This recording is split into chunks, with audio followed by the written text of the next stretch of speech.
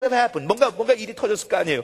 그런데 성 안에 기근이 심하여 그해 4월 9일에 백성들이 먹을 식량이 다 떨어지고 성벽이 뚫렸다. 그래서 유다군은 바벨로니아 군이 포위하고 있는데도 밤중에 왕의 동산 곁에 있는 두 담 사이 문을 빠져 요단 계곡 방향으로 도망하였다. 그러나 바벨로니아 군이 시드기야 왕을 추격하고 여리고 평야에서 그를 생포하자 왕의 모든 군대는 뿔뿔이 흩어져 버렸다. 시드기야 왕은 리볼라로 끌려가서 느부갓네살 왕 앞에서 신문을 받았으며 그의 아들들은 그가 보는 앞에서 죽임을 당했다. 그리고 느부갓네살 왕은 시드기야의 두 눈을 뽑고 그를 사슬에 묶어 바벨론으로 끌고 갔다 그랬어요. 이건 역사적인 사건이에요. 시드기야가 뭘 했는지 자극을 했어. 바벨로니아 왕이 굉장히 분노하게 만들었어요. Something happened. 그러니까 얼마나 성질이 나고 분노했든지 자기 군대를 끌고 와가지고 예루살렘 성을 포위하고 2년 동안 꼼짝 달싹을 못하니까 식량이 끊어지죠. 성 안에 있는 식량이 다 끊어질 거 아니에요. 기근이 닥치고 먹고 살 길이 없으니까 왕이 자기 부하들 끌고 도망을 밤중에 가는데 가다 걸렸어. 도간에든 쥐예요. 끌려갔어. 그랬더니 같이 다니던 이 경호원들도 이것도 아무 쓸모없는 인간들이야. 왕이 잡히니까 뿔뿔이 헤어져서 다 도망가고 지 갈 길 가고 잡혀갔어요. 굴욕적이죠. 한국 역사에도 이런 장면들이 있으니까 끌려가서 자기가 보는 앞에서 가족을 다 몽땅 아들들 다 죽여버리는 거예요. 보는 앞에서. 그리고 왕의 눈을 뽑아버려. 그리고 사슬에 매서 끌고 가요. 진짜 끌려서. 그러니까 그 다음에 우리가 궁금한 건 something must have happened. 왜 왕을 자기가 호수아비로 세워놨는데 그 왕을 그렇게 참혹하게 다루는 거예요. 한번 본때를 보여주려고 한 거 아니야? 한번 뒤치러 갔어 한 거예요. What happened? 근데 거기에 대한 대답이 에스겔 17장에서 나오는 거예요. 내가 이걸 여러분한테 이렇게 미리 얘기해 줬으면 지난주에 에스겔 읽었을 텐데 안 읽고 왔죠? 예. 물어볼 필요도 없지 뭐. 먹고 살기도 힘든데 무슨 주부에 내줘봤자지. 읽겠어요. 내 생각에 읽은 건 나밖에 없어. 나도 안 읽을 텐데 설교 준비해야 되니까 읽었지 뭐. 웃기는 또 왜 웃어요?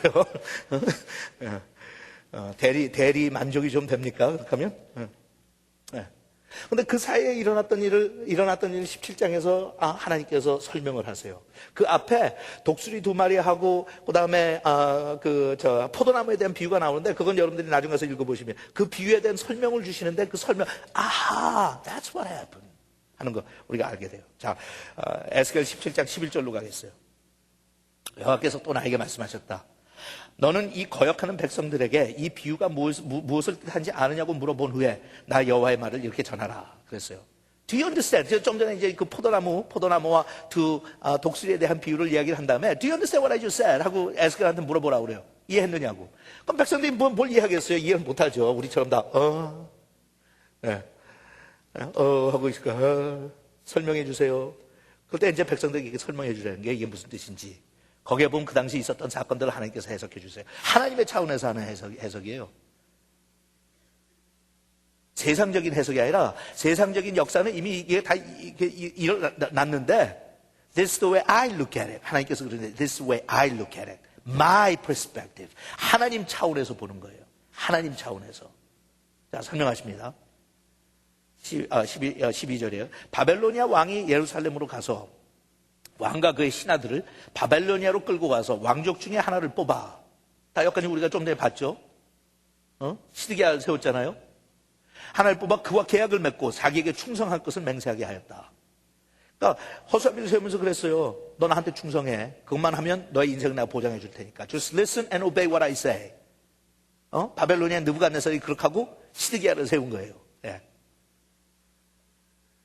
그리고 그는 그 땅에 유능한 인재들 다 끌어가 그 나라가 다시는 일어나지 못하게 하고 그랬어요. 다 끌고 간 게 다시는 예루살렘이 일어나는 꼴을 보기 싫으니까 그 계약을 지켜야 간신히 생존하도록 하였다 그랬어요. 남아있는 사람들은 전부 약하고 가난하고 별 볼 일 없는 사람들만 있었으니까 너희들은 다시는 일어나지 못하는데 그냥 exist만 해라 그랬어요. 생존해라, 존재만 해라. Exist and that's all you're gonna be. 그러나 유다 왕이 이 시드기야가 바벨로니아 왕을 배반하고 조금 이해할 수 있죠. 배반했구나 얘가. 그러니까 이렇게 혼이 났구나. 그러니까 왜 배반했지? 그러니까 바벨로니아 왕을 배반하고 말과 군대를 얻기 위해서 이집트로 사절단을 보냈다. 바벨론 왕한테 충성을 약속했거든요. 시드기야가. 그리고 바벨론 왕 말을 듣기로 했는데 살짝 뒷구멍으로 애굽에다가 사절단을 보냈어요. 왜? 말과 무기와 군대를 얻기 위해서.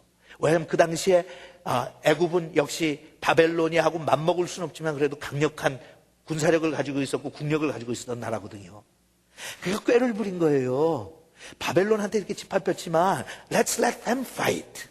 하고요. Let's let them fight. 우리는 중간에 살짝 기회를 찾고 Let them fight. 우리가 직접 싸울 필요 없잖아. 붙이자. 그가 이런 일을 행하고 과연 성공하겠느냐? 근데 하나님께서 답답하시니까 뭐라? Do you think that can succeed? 그가 계약을 어기고도 무사할 수 있겠느냐? 하나님께 물어보신 거예요. 얘가 정신 나갔지. 그렇게 계약을 어기고도 바벨론이 가만히 있을 거라고 생각을 했어? 자, 16절 살아있는 주 나 여호와가 말하지만 이건 하나님께서 하지만 This is the way I look at it. 내가 볼 때는 이런 것 같다. 그런 거예요. 그가 자기를 왕으로 세운 바벨로니아 왕에게 한 맹세를 무시하고 그와 맺은 계약을 어겼으므로 바벨로니아 땅에서 죽고 말 것이다.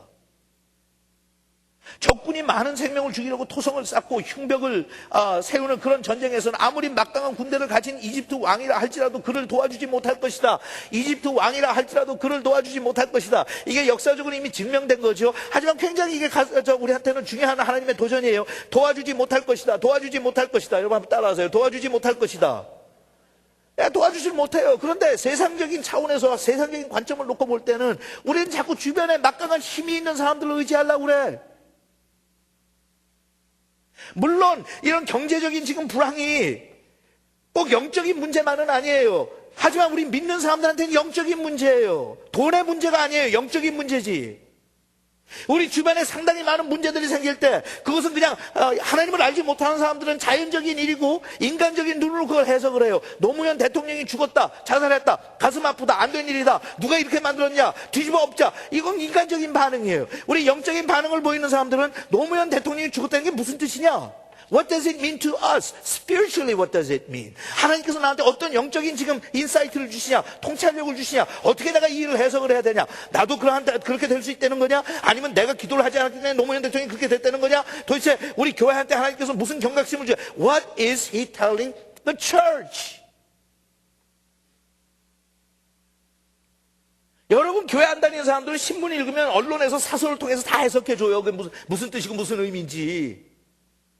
진보적인 쪽에서 보는 의미가 있고 보수적인 쪽에서 보는 의미가 있고 어느 신문의 어느 사설이냐에 따라서 거기에 대한 아주 지혜로운 판단과 해석을 해줄 거라고요. 하지만 그거는 그들의 해석이고 그들의 상황 판단이에요. What's that got to do with me?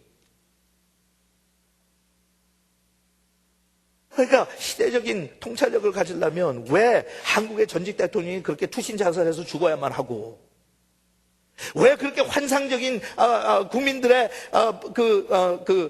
환영 속에서 대통령에 취임한 오바마는 갈수록 자기는 아무것도 모르겠다고 그러고 왜 여기서는 이렇게 하고 저기서는 저렇게 하고 아우성이 터지는데 아무도 거기에 대해서 확실한 그림을 그려주시는 What is God telling us and telling to the church? 하나님께서 그러세요. 그를 도와주지 못할 것이다. 여러분의 문제만 터지면 하나님을 의지하지 않고 하나님께서 나한테 무슨 레슨을 주시고 무슨 교훈을 주시고 지금 이 어려운 시련 가운데 하나님께서 나한테 주시는 메시지가 무엇인지는 깨달을 생각도 없이 밖에 나가서 사람들 찾아다니고 은행부터 먼저 가가지고 접근하고 날 도와달라 널 도와달라 이렇게 달라 저렇게 달라 뭐 숏세일 하지 않고 포클로즈 하지 않고 살 길이 없느냐 이런 거 갖고 사람들하고 만나기 전에 그거는 상관없으니까 왜 집이 없어도 우리는 천국에서 살 수 있고 집이 아무리 화려한 좋은 걸 갖고 있어도 우리는 지옥에서도 살 수 있고 그거는 나하고 상관없고 빈손으로 왔다 빈손으로 갈 거니까 은행 잔고가 얼마든지 남아있는 건 나한테 상관이 없고 나의 일용할 양식을 하나님께서 주신다고 약속하셨는데 내 집이 지금 날아가게 생겼고 나 가게가 망하게 생겼고 내가 직장에서 쫓겨나고 이런 일들이 있다고 하면 그거는 다 자연적인 일이 아니라 하나님께서 나한테 주시는 영적인 인사이트가 있을 텐데 What is God trying to tell me? 하고 그걸 가지고 우리가 씨름하지 않고 밖에 나가서 문제부터 해결하려고 반창고를 갖다 붙이려고 하니 암이 걸려서 썩어서 상처가 났는데 그걸 반창고를 붙인다고 해결이 되느냐고요.